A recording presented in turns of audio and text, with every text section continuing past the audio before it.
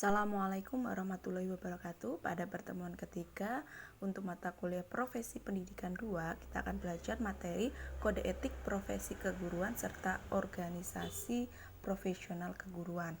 Untuk Kode Etik Profesi Keguruan, yang pertama kita pelajari terkait tentang pengertiannya. Menurut Undang-Undang Nomor 3 Tahun 1974 tentang pokok-pokok kepegawaian, bahwasanya pasal 28 undang-undang tersebut menjelaskan bahwasanya pegawai negeri sipil mempunyai kode etik sebagai pedoman sikap, tingkah laku, dan perbuatan di dalam dan di luar kedinasannya. Kemudian dalam pidato pembukaan Kongres dari PGRI ke-8 juga menyatakan bahwa landasan moral dan pedoman tingkah laku warga PGRI dalam melaksanakan panggilan-panggilan pengabdiannya dalam bekerja sebagai guru. Seperti itu. Selanjutnya, untuk tujuan kode etik itu sendiri, yang pertama menjunjung tinggi martabat profesi, yang kedua menjaga dan memelihara kesejahteraan dari para anggotanya, yang ketiga meningkatkan pengabdian para anggota profesi, yang keempat meningkatkan mutu dari profesi itu sendiri, dan yang kelima adalah meningkatkan mutu organisasi profesi.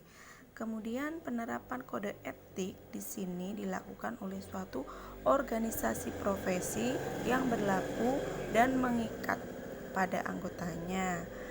Penetapan kode etik ini secara lazim dilakukan pada suatu kongres organisasi profesi. Dengan demikian, penetapan kode etik tidak boleh dilakukan oleh orang secara perorangan, melainkan harus ditetapkan oleh beberapa orang atau anggota profesi itu sendiri.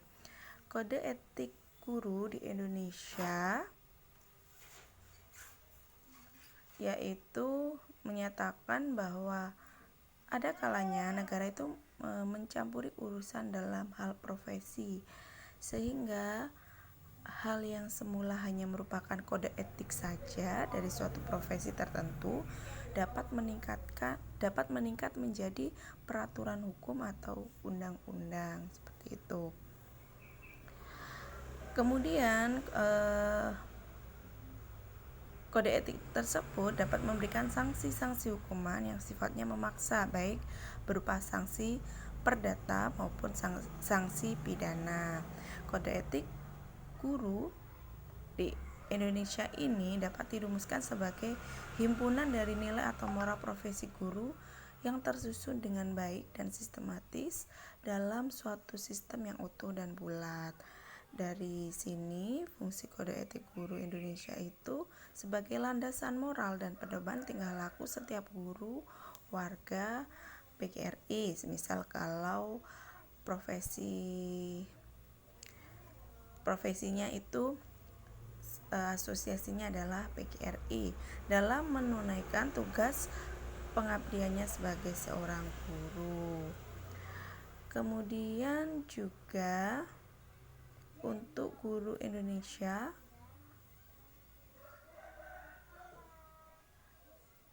yang berjiwa Pancasila dan pada setiap undang-undang dasar dan setia pada undang-undang dasar, berjiwa Pancasila dan setia pada Undang-Undang Dasar 45, memiliki tanggung jawab yaitu membimbing peserta didik untuk membentuk manusia Indonesia seutuhnya yang berjiwa Pancasila, kemudian memiliki dan melaksanakan kejujuran profesional, berusaha memperoleh informasi tentang peserta didik sebagai bahan dalam melakukan bimbingan dan pembinaan, serta guru tersebut dapat menciptakan suasana sekolah sebaik-baiknya untuk menunjang masyarakat sekitarnya untuk membina peran serta dan tanggung jawab bersama terhadap pendidikan.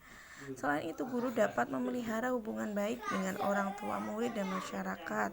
Guru juga secara pribadi bersama-sama mengembangkan dan meningkatkan mutu dan martabat profesinya.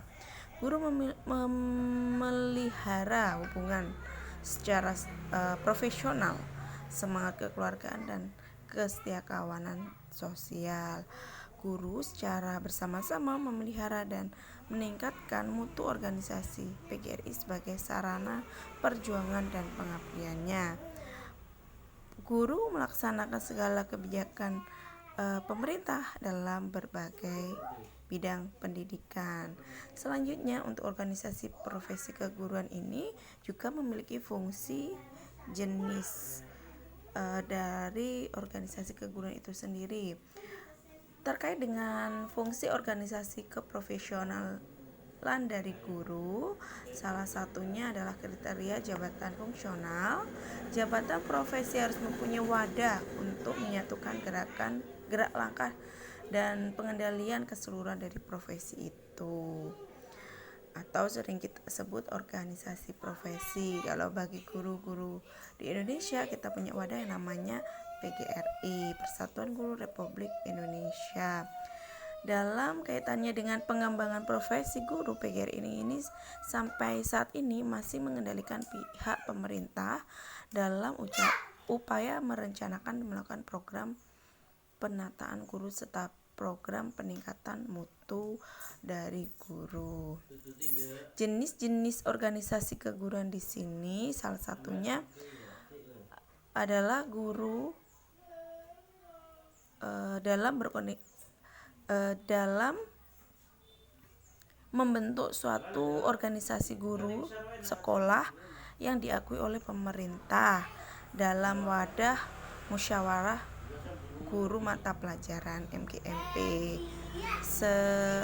Selain itu juga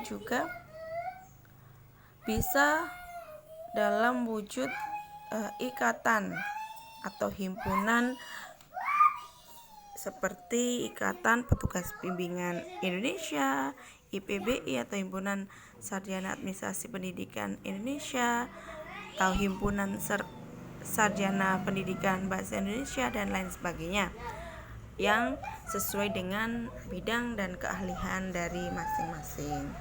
Sekian untuk pertemuan kali ini. Saya akhiri. Wassalamualaikum warahmatullahi wabarakatuh.